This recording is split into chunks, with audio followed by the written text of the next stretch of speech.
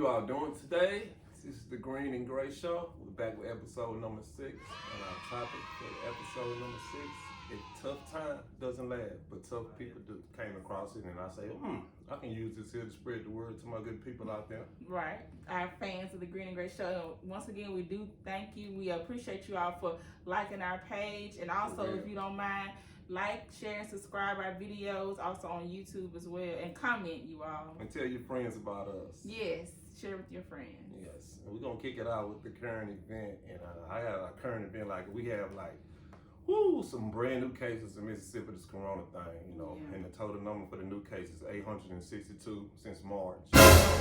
We have a confirmed of 7,500 confirmed cases. So it's just it's a thing we have to deal with, and we have to continue to pray about. Unfortunately, because of course we still got to go to work, we still got to run our errands and stuff. So we got to try to stay safe, you all.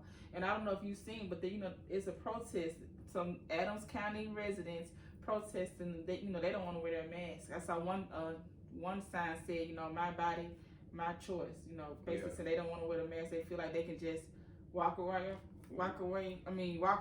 freely. Well, that's true. You can't make anyone wear the mask, but for all you people who doesn't want to get sick and die, wear your mask just to be on the safe side, because you can walk around with the mask forever and not catch it, but you never know. Just think about your loved ones. Yeah, and we have a total of 1,272 deaths. Since March in the case, this in the state of Mississippi, you know what I'm saying? So everybody try to be safe. It's not a game, like something. Then people having these Project X parties. Yeah, I've been saying a lot of that, but I don't participate in all that. If I do a little something gonna build the houses, me and my family, or whatever. Right. I'm not going around no crowds and nothing like that. And I also want to touch on this. I see they trying to open the schools back up.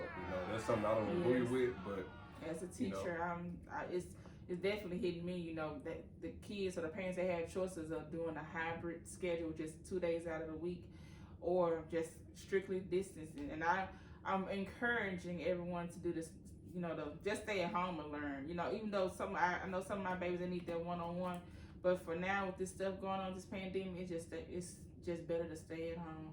Yeah.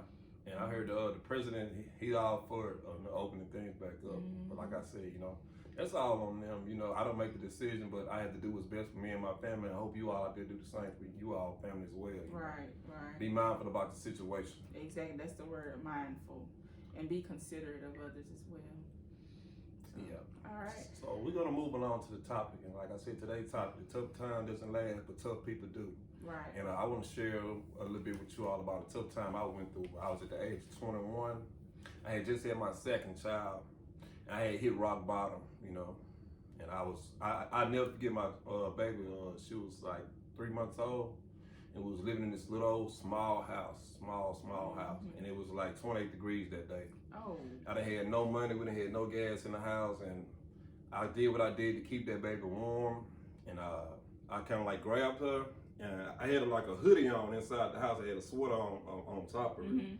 And I took that baby and I put her up under my t-shirt I had on up under the clothes, just to keep her warm, And I was my pride was too big to call my mom and ask for some money to get some gas. But I thank God that that y'all did make it through. But when it comes to an innocent baby, sometimes we just gotta, like I say, put our pride to the side and do what we have to do. But thankfully, everything. Thankfully, things kind of I think the day after that, maybe I was getting out of work or whatever. I wasn't making that much money back then, and I think I found $330 on the ground or something. Oh wow! God, it was a blessing, man. Like I said, my pride was too big to call and ask somebody for something, because I was trying to be a man with 2 kids, and I was 21 at the time. I understand that too. So you kind of try to that manhood is something. Yeah, that manhood is strong, but everything changed for the better, That was a blessing, And I ain't gonna lie, I applaud him for that, because just to go through that and just still, take care of home, basically, doing what he got to do for his baby. So I like that. You should get a little badge of honor for that. But seriously though, I'm joking, but I'm for real though, y'all. Yeah. But right after that day, I started setting goals or whatever. I started praying, but before that day, I had never actually got on my knees and prayed to God. I always believed in him, but I never had the pride to like pray and say, please take me up out of this. But that day taught me a valuable lesson. You know what I'm saying? I actually prayed. I said, God, please bless me with a better job and a bigger house and a nice car. You know, just for my family to even have something for to be nice. stable. Yeah. Right, I understand. You know, so I prayed for that. You know what I'm saying? Like maybe like 3-4 months after that, I got a raise on my job. You know what I'm saying? I started making more money, so I kept gas in the house. I kept food in the house. Blessings raining down on you. You just got to keep the faith, you all. Yeah. So it was like I said, it was a great learning experience. And to this day, I never told my daughter about that story. You know, how me and her sat in that house all day. Yeah. And, you know, I kept her warm with my body heat by having her up under my shirt. You know. Yeah. So that was a good thing right there, you know. But I'm gonna share it with her one day, you know what I'm saying? Well, everybody got a story to tell. Well, she's definitely gonna know about it from watching us. So Yeah. Watching you. Yeah. Oh, I'm gonna tell her. That was very touching, though. Seriously, great. You know. Yeah.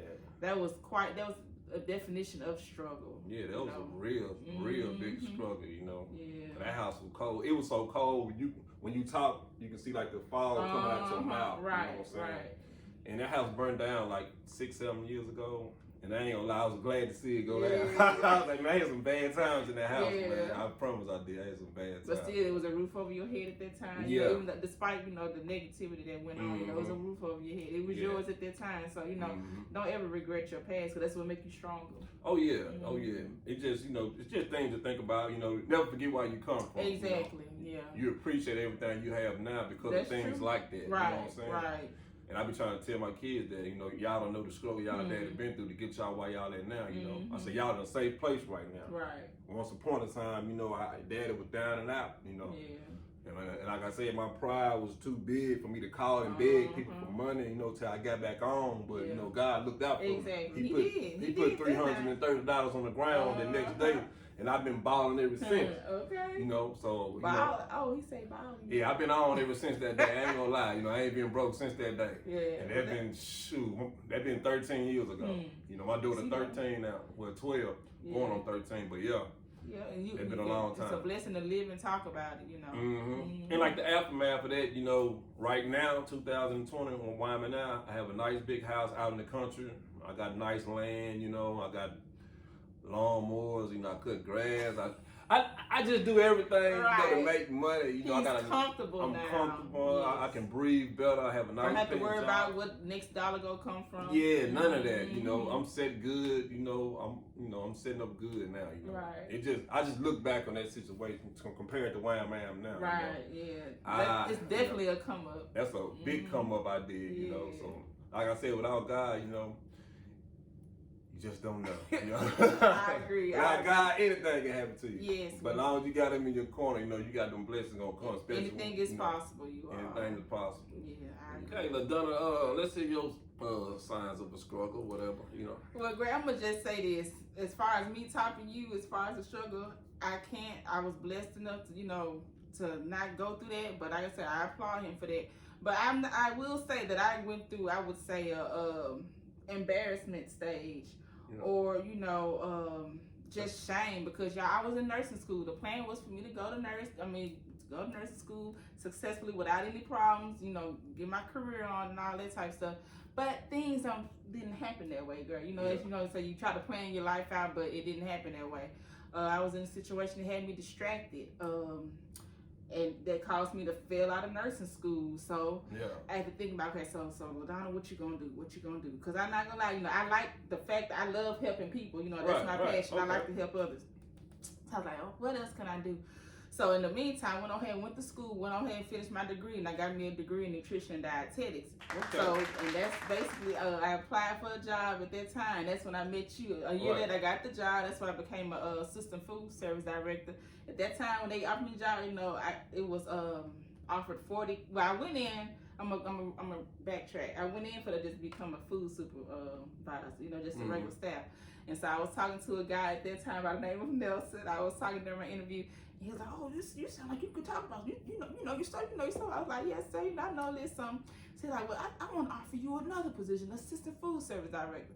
And I was like, "Okay." I said, "I'm up for the challenge, you know." So they told us we were making 40K. I was like, "Okay, this is definitely coming from what I'm at, where I am now." So I was like, "Okay, you know, I can do that. This is in my field, nutrition." So I was like, "Okay, I can do that." So, as I was there for like a year and a half, that still wasn't my passion. My passion was to help others.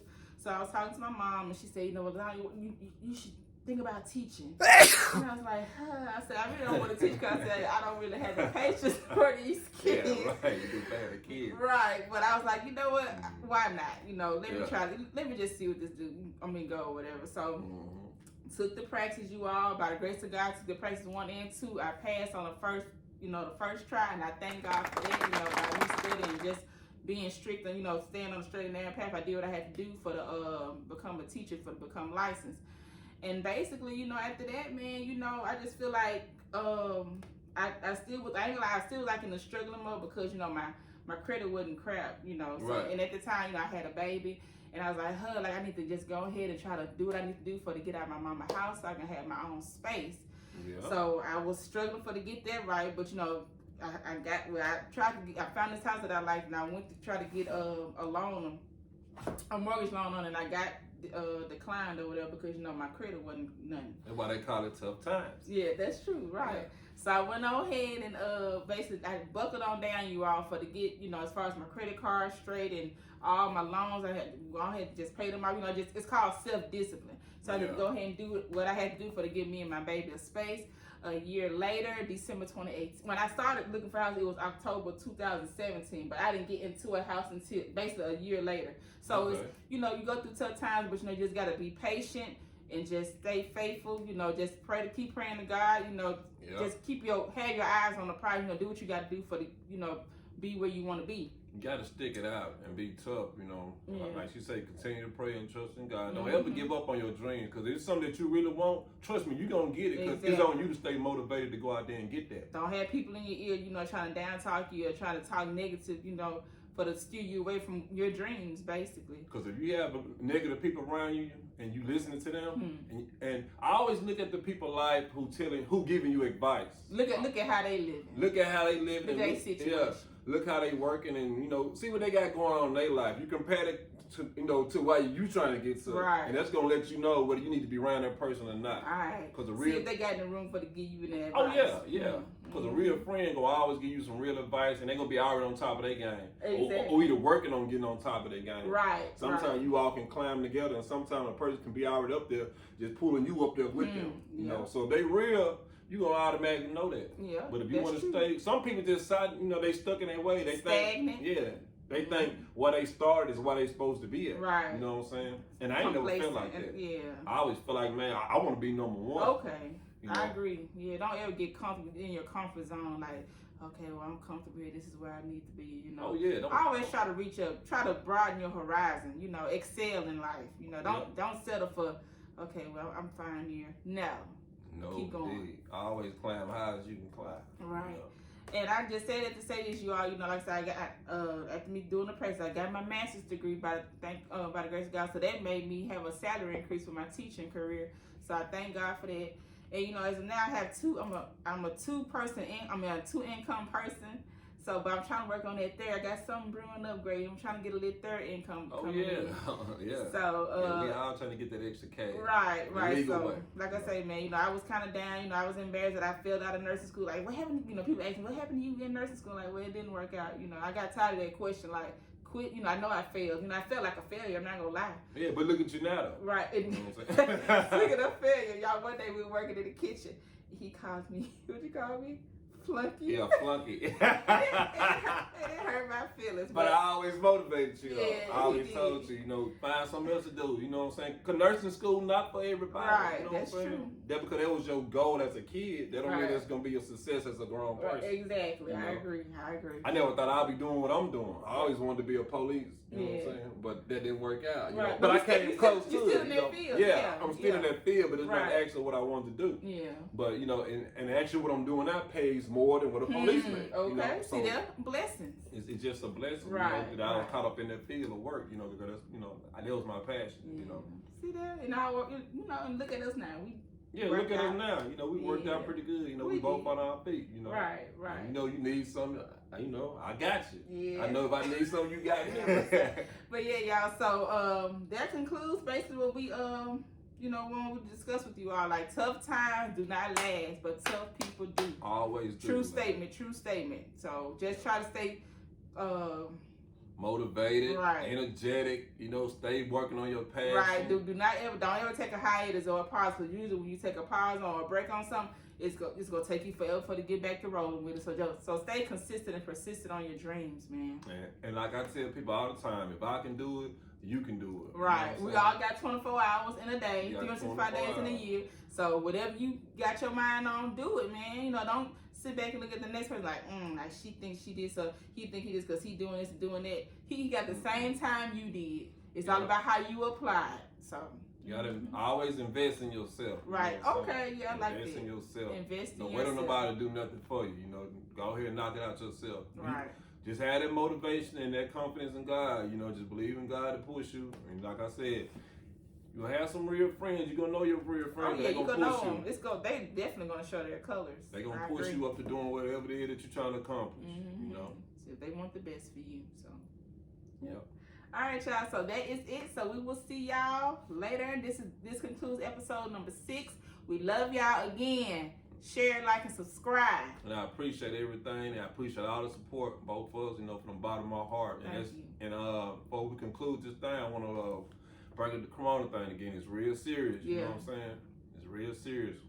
We got 1,272 deaths since the month of March in Mississippi, you all. So let's take the thing serious, like for real. We definitely need to. So, and I have a close friend. We don't know yet, but she's waiting on her results. So you just never know, you all. Just like I say, just think of your loved ones when you go out here in these streets, and think of, again, if you want to think about traveling and going to these parties and all that type of stuff. So just think about it. Be careful. Just wear your mask. Make sure they on right. Yeah. For real. All right, y'all. Be safe, and we love y'all. Peace out.